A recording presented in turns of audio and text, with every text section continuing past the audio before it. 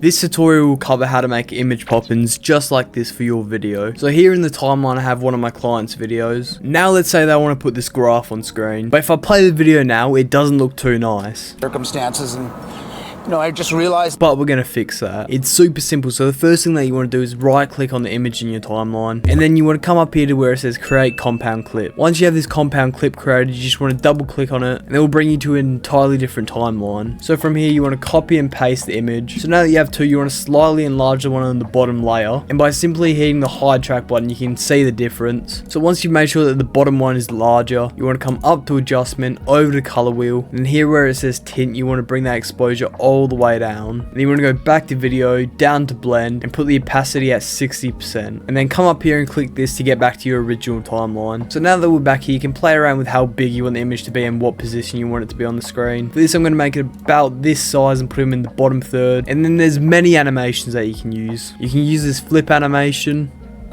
This part's up to personal preference, whichever one you'd like. Personally though, I'm going to go with slide up. Once you've got your animation set, you want to come up here to effects. In search for effects, you want to search camera shake. Select the first one and drag it onto the clip. Now you can play around with these settings and see what you like the best. Me personally though, I like 6 range and 4 speed. And of course you need a pop out as well. Same thing, there's plenty of different animations that you can choose. Me personally though, I'm going to go for the slide down. So now that you've got all the visuals done, this is how it should look. Circumstances and I just realized at a young age that things weren't going to change. But something that is arguably more important than visuals is sound. There's so many different pop-in sound effects out there, but for this tutorial we're going to be using the bubble burst sound effect.